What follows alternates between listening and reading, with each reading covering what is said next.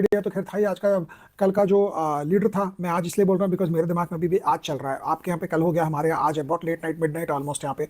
तो ये एनवीडिया को आप देखिए, कल 15% जो ऊपर 21 तोप की सलामी दिया बाजार ने। और मजेदार बात यह है, बॉन्ड यील्ड ऊपर थे, तो सब कुछ कोई भी ठीक नहीं हुआ। फेड ने जो बोला तो मार्केट ने बोला to hell with the Fed, we are fed up of the Fed, तुम उधर जाओ, हम अब यहाँ पे चलाएंगे। लेकिन जो लोग एनवीडिया की ट्रेन मिस कर गए हैं, कोई चिंता ना करें, एआई की रैली बड़ी जबरदस्त आएगी, हर एक चीज में आएगी। आपके पास टेक्नोलॉजी में पोजीशन होना चाहिए, हर एक ट्रेन जो है उसी स्पीड से चलेगी, कोई आगे कोई पीछे।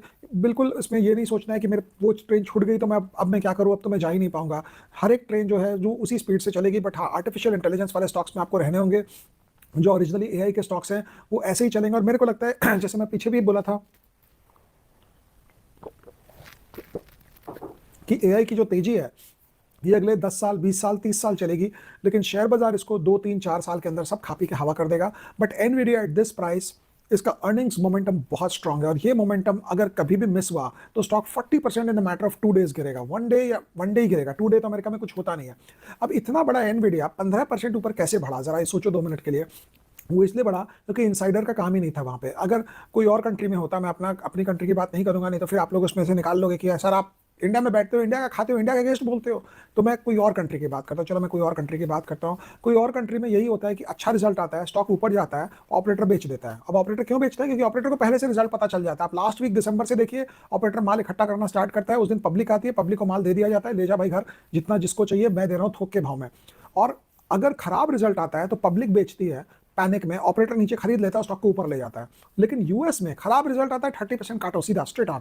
अच्छा रिजल्ट आया, 30%, 20% सीधा ऊपर बढ़ा दो। इतना बढ़ने के बाद भी अगर एनवीडिया 15% और बढ़ सकता हो तो आप समझिए 800 पाउंड का गुरिल्ला जो है जब ब्रेक डांस करना शुरू करता है तो मोटा हाथी भी शर्मा जाए बेचारा, क्या करेगा। तो इंपॉर्टेंट बात ये होती है कि आप कोई भी कंट्री में रहें, कोई भी कंपनी में रहें, अगर कंपनी अपने एस्टिमेट्स को बीट करती है तो भाव बढ़ना चाहिए। और अगर कंपनी एस्टिमेट को बीट करती है और भाव इस नहीं बढ़ रहा है तो इसलिए नहीं बढ़ रहा है कि उसमें जरूर इनसाइडर ट्रेडिंग हो रही थी और लोगों ने पहले माल इकट्ठा कर लिया जो उस दिन लाकर ऊपर में सप्लाई क्रिएट करते हैं। और ये होता है, हमने बहुत बार देखा है, हर एक कंपनी में तो नहीं होता है या बट काफी कंपनी में, इमर्जिंग इकोनॉमीज में, मन की बात में बोल ही देता हूँ, हमारे कंट्री में होता है ये। अब जो बोलना आप लोग को बोलो, मतलब आई एम थॉरली, बिकॉज मुझे पता है सब चोरी का काम ऐसे ही होता है। पहले ऑपरेटर मिलता है कंपनी के साथ, पहले माल इकट्ठा कर लेता है, डिपेंडिंग ऑन रिजल्ट अच्छा आएगा कि खराब आएगा। खराब आएगा तो पहले ठोक देता है, बेच देता है। अब पहले भाव देखकर ही आपको पता चल जाता है कि इसका रिजल्ट कैसा आने वाला है। जो भाव बेचारा गिरता गिरता बढ़ता बढ़ता चलता है, उसका आपको पहले ही पता चल जाता है कि इसका रिजल्ट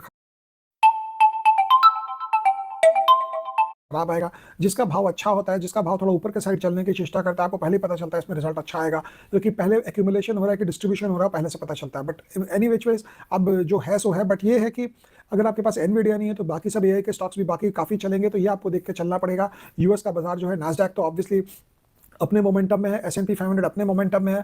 और बड़े जोर से अगर आप एनवीडिया का कॉन कॉल सुने हैं तो आपको पता चलेगा कि क्या हिसाब की बातें हो रही है। लेकिन मेरे को लगता है कि इस स्पीड से जब आप भागते हो, तो चीता भी 60 किलोमीटर पर आवर की स्पीड से भागता है, लेकिन एक डिस्टेंस के बाद वो ट्रैवल नहीं कर पाएगा क्योंकि उसका हार्ट फेल हो जाता है। तो ये स्पीड से, ये मोमेंटम से अगर कोई कंपनी ग्रो कर रही है तो एक लेवल के बाद उसका ग्रोथ रुकता है, धीरे आता है, और उस समय मार्केट दे धुलाई दे पिटाई करेगा।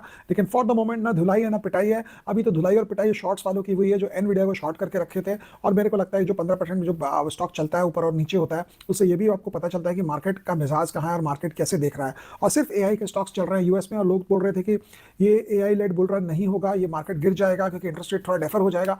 कल के दिन, आज के दिन इंटरेस्ट रेट की कोई बात नहीं कर रहा है, सब यही बात कर रहे हैं कि ये स्टॉक और कहां जाएगा। 1.7 1.8 ट्रिलियन डॉलर मार्केट कैप पे एनवीडिया जैसा स्टॉक अगर आप देखते हैं तो वो बहुत ही ज्यादा ओवर वैल्यूड लगेगा। लेकिन अगले साल का अगर आप इसको ग्रोथ प्राइसिंग करेंगे तो ओवर वैल्यूएशन इसकी पीई पे नहीं लगेगी, लेकिन मार्केट कैप हिसाब से मेरे को अभी भी लगता है कि ये फुल्ली वैल्यूड हो रहा है और बहुत आराम से फुल्ली वैल्यूड हो रहा है। लेकिन अभी इसमें गुंजाइश है। जब तक ये बुल मार्केट चलेगा एनवीडिया का स्टॉक चलता रहेगा, ओवर वैल्यूड से और ओवर वैल्यूड, वहां से और ओवर वैल्यूड, और वहां से और ओवर वैल्यूड होता रहेगा। ये आपको डिसाइड करना है, आपको देखना है कि आप क्या करना चाहते हैं ऐसे स्टॉक में। एनीवे, क्वेश्चन आंसर का सिलसिला स्टार्ट